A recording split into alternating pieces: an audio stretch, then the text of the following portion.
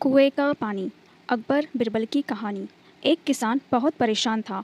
उसे अपने खेतों को सींचने के लिए पानी की ज़रूरत थी।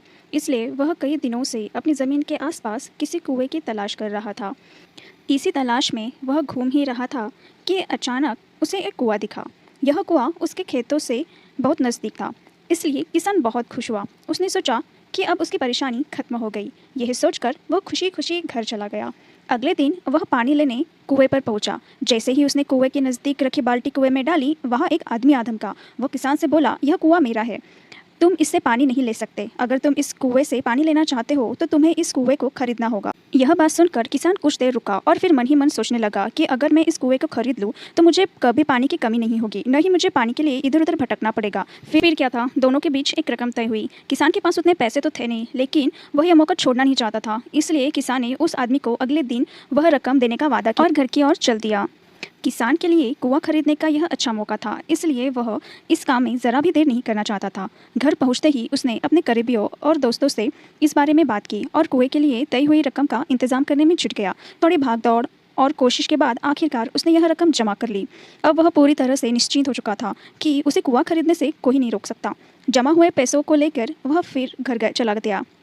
उसने बड़ी बेसब्री से इंतज़ार किया था कि कब रात खत्म होगी और वह कुआं खरीदने जाएगा। इसी सोच में वह पूरी रात सो नहीं सका। अगले दिन सुबह होते ही वह कुआं खरीदने निकल पड़ा। उस आदमी के घर पहुंच किसान ने उसके हाथ पर पैसे रखे और कुएं को खरीद लिया। अब तो कुआं किसान का हो गया था। फिर उसने पानी निकालने में देर नहीं की। जैसे ही किसान ने कुएं में पानी निकालने के लिए एक बाल्टी उठाई, उस आदमी ने फिर से बोला, ठहरो, तुम इस कुएं से पानी नहीं निकाल सकते हो। मैंने तुम्हें कुआं बेचा है, कुएं का पानी अभी भी मेरा है। किसान मायूस हो गया और न्याय के लिए राजा के दरबार में शिकायत करने पहुंच गया। मालूम है उस राजा का नाम क्या था? राजा अकबर।